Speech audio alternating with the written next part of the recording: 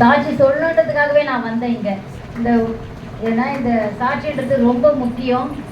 நான் இங்கே நிற்கிறேன் அப்படின்னா இந்த அதிகாலை பிரேயர் தான். நான் என்னால் உடம்பு ரொம்ப பலவீனமாயிட்டேன். நான் அல்சர் வந்து ரொம்ப இழைச்சிட்டேன். என்னால் ஒன்றுமே செய்ய முடியாது. இப்படி சோர்வாக இருக்கும், படுத்துகிட்டே இருப்பேன், ஒன்றுமே முடியாது. வயிறெல்லாம் பயங்கரமாக ஆட்டம் கொடுக்கும், லூஸ் மோஷன் ஆகிட்டே இருக்கும், எது சாப்பிட்டாலும் ஒத்துக்காது.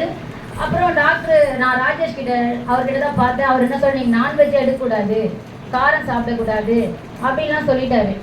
காரம் சாப்பிடக்கூடாது, நான்வெஜ் அது இருந்தாலும் எனக்கு இறங்கவே இறங்காது சாப்பாடு. எப்படி நான் இருப்பேன் அப்படின்னு சொல்லிட்டு வெறும் அந்த கஞ்சி தான் குடிப்பேன். தயிர் சாதம், மோர் சாதம் இப்படி தான் சாப்பிட்டுட்டு இருந்தேன். காரமே நான் சாப்பிட மாட்டேன். வீட்டுக்கு வந்தவரை நான்வெஜ்ஜும் சாப்பிட மாட்டேன். அந்த மாதிரிலாம் ரொம்ப அவசரப்பட்டு அவர்கிட்ட ஒரு வாரம் நல்லா இருப்பேன், இன்னொரு வாரம் அந்த மாதிரி ஆகுது. ஒரு வாரம் நல்லா இருப்பேன், ஒரு வாரம் இதே மாதிரி தான். அப்புறம் காந்தி நகருக்கு ரொம்ப முடியாமல் ஆகிட்டேன். நியூ இயர் டைமில், இந்த வருஷம் இல்லை போன வருஷம் ரொம்ப முடியாமல் ஆகிட்டேன். அதிகாலையில் நான் எங்கள் வீட்டுக்கார் 7 மணிக்கு என்னை காந்தி நகர் ஹாஸ்பிட்டலில் கூப்பிட்டு வந்தேன். ரொம்ப முடியல. அப்படியே அங்கே போய் அவங்ககிட்ட என்னை அட்மிட் பண்ணணும் தான் நான் அந்த காந்தி நகருக்கு போனேன்.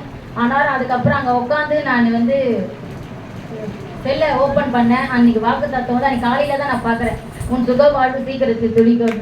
அப்பா இன்னும் ஆண்டவரே இந்த வார்த்தை எனக்கு கொடுக்குறீங்க, ஆனால் நான் எங்கள் ஹாஸ்பிட்டலில் உட்காந்துட்டு இருக்கேனே அப்படின்னு சொல்லி ரொம்ப அழுதேன். அங்கேயே அழுதேன். நான் சபைக்கே போகல. 7 வருஷமாக நான் நியூ இயர் ஆகிறத கலந்துக்கல. இந்த வருஷம் தான் நான் கலந்துக்கல அப்படின்னு சொல்லி சபையும் ரொம்ப நாளாக நான் மிஸ் பண்ணிட்டேன். சபைக்கு வராத ஆள் நான் கிடையாது. சபையில் ஒரு ஊழியம் செஞ்ச கொண்டு தான் நான் ரொம்ப கஷ்டத்தில் இருந்தேன். அதுக்கப்புறம் அப்புறம் எல்லாம் அங்கேயும் பார்த்தாங்க. அங்கேயும் காந்தி நகர்லேயும் உள்ள லாஸ்ட்டில் எண்டோஸ்கோபி தான் போடணும்னு சொல்லிட்டாங்க. அங்கேயும் எனக்கு பயமாக இருந்தது அங்கே போட. அதுக்கப்புறம் நான் பொன்னேரிக்கு போயிட்டு அங்கே எங்கள் அக்கா அங்கே இருக்காங்க, அவங்களால நான் போட்டேன். அதுக்கப்புறம் அப்போ கூட என்னால் உடம்பு முடியல. அப்படியே தான் இருப்பேன். கொஞ்சம் ஓரளவுக்கு சாப்பிட ஆரம்பித்தேன்.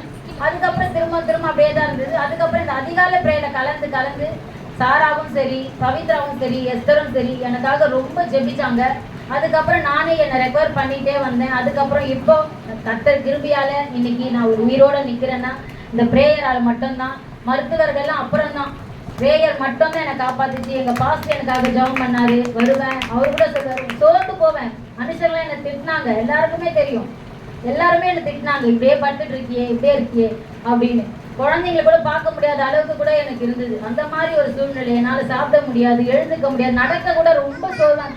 அதுக்கப்புறம் வந்து எனக்கு கர்ப்பப்பையில வந்து பிளட்டே இருக்காது. நம்ம சாப்பிட்டா தானே உடம்புல பிளட் இருக்கும், பிளட் இல்லாத ஆயிடும். அடிக்கடிக்கு ரொம்ப பிளட் இல்லாமல் ஆகி கர்ப்பப்பை புண்ணாகி சீவ் வர அளவுக்குலாம் ஆயிடுச்சு. அப்புறம் நான் அங்கே வீட்டாண்ட அமுதா டாக்டர் இருப்பாங்க, அவங்க கிட்ட நான் போனேன். இந்த மாதிரி அப்புறம் அவங்க 10 இன்ஜெக்ஷன் போட்டாங்க. அதில் கட்டி மாதிரி இருக்கு, உங்களுக்கு வந்து அதை டெஸ்ட் எடுத்து அனுப்பணும், கர்ப்பப்பை ரிமூவ் பண்ணணும் அப்படியெல்லாம் சொல்லி ரொம்ப நான் இது பண்ணிட்டாங்க. ரொம்ப பயந்துட்டேன். அதுக்கப்புறம் லாஸ்ட் செக்கப் போகும்போது அவங்க சொன்னாங்க, இது வெறும் 3 சென்டிமீட்டர் தான் இருக்குது, இது ஒன்றும் பிரச்சனை இல்லை, 8, 9 அது மாதிரி இருந்தால் தான் உங்களுக்கு பிரச்சனை அப்படின்னு சொன்னாங்க. எஸ்தரோட ஜெபம் பண்ணுறோம்மா, நீ போமா, அதெல்லாம் ஒன்றுமே இருக்காது அப்படின்னு சொல்லிட்டு நான் போனேன். பயந்து போனேன். அவங்க சொல்லி ஃபஸ்ட்டு ஸ்கேன் பண்ணும்போதே அவங்க சொல்லிட்டாங்க, நீங்கள் போய் கொஞ்சம் ஜூஸ் குடிச்சிட்டு வாங்கன்னாங்க. நான் எஸ்தருக்கு அப்பயே ஃபோன் பண்ணேன், எஸ்தர் இந்த மாதிரி சொல்லிட்டாங்க எஸ்தர், எனக்கு ரொம்ப பயமாக இருக்குது, அதெல்லாம் ஒன்றும் இருக்காதுமா, நீ போமா, அவங்க சொன்னால் இதுவா அப்படின்னு சொல்லிச்சு. அதுக்கப்புறம் அவங்க போயிட்டு திரும்ப ஸ்கேன் பண்ணாங்க. பரவாயில்ல, அவங்க மாத்திரையே எனக்கு கொடுக்கல. சரி மாத்திரையில் கொண்டு அவங்க எங்கள் வீட்டுக்காரர் கேட்குற மாத்திரையில் எதனா பண்ண முடியுமா அப்படின்னு கேட்டார். அவங்க யோசிக்கிறாங்க, இது ஒன்றுமே இல்லைன்னு அவங்களுக்கு தெரிஞ்சிருச்சு. அவங்க மாத்திரையில் வேண்டாம், இது ஒன்றும் இல்லை, பார்த்துக்கலாம், நீங்கள் போங்க அப்படின்னு. அது பெரிய எனக்கு எஸ்தர்ஸ் வந்து ஒரு பெரிய இதுவாக இருந்தது. நான் வெளியே வந்து நிற்கிறேன், உன்னை காக்கும்படி நான் உன்னோடு இருக்கிறேன்னு சொல்லி அந்த வசனம் எனக்கு ஆண்டவர் கொடுத்தேன். உடனே எஸ்தர் கால் பண்ணேன், எஸ்தர் நீ சொன்ன மாதிரி ஒன்றுமே இல்லை, நான் வெளியே வந்தோடனே எனக்கு ஆண்டவர் அங்கே ஒரு வண்டியில் போச்சு, உன்னை காக்கும்படி நான் உன்னோடு கூட இருக்கிறேன் போது ஆண்டவர் என்னோடு பேசினாரு. இந்த அதிகாலை பிரேயரில் நிறைய அற்புதம் நடந்திருக்கு. எவ்வளோ விண்ணப்பம் வச்சாலும் அந்த நிமிஷமே எல்லாமே நடந்திருக்குது. என் பிள்ளைங்கள் கூட உடம்பு முடியாமல் போனால் கூட ரொம்ப ஹாஸ்பிட்டலில் என் பிள்ளைங்களை நான் கூட்டு போனதில்லை, அந்த பிரேயர்லேயே சரியாயிடும். அந்த மாதிரிலாம் ஆண்டவர் எனக்கு அற்புதம் செஞ்சிருக்கேன். அதே போல் எங்கள் அப்பாவுக்காக நான் சொல்லணும். எங்கள் அப்பாவுக்கு நாங்கள் 7 பிள்ளைகள். எங்கள் அப்பா வந்து ஒரு ஹாஸ்பிட்டல்லாம் போனதே இல்லை. அவர் அன்றைக்கி எங்கள் அப்பாவுக்கு ஹார்ட் அட்டாக்னு சொல்லி ஒரு இரவில் கால் வந்தது. நாங்கள் போனோம். நாங்கள் அந்த நேரத்தில் கூட எங்களுக்கு என்ன பண்ணுறது, நாங்கள் 7 பேருமே கதறணும், ரொம்ப கஷ்டப்பட்டோம். ஆனாலும் இன்றைக்கு ஆண்டவர் ஜீவனோடு வைத்திருக்கிறார். ஏன்னா இந்த பிள்ளைகள் ரொம்ப ஜெபிச்சாங்க.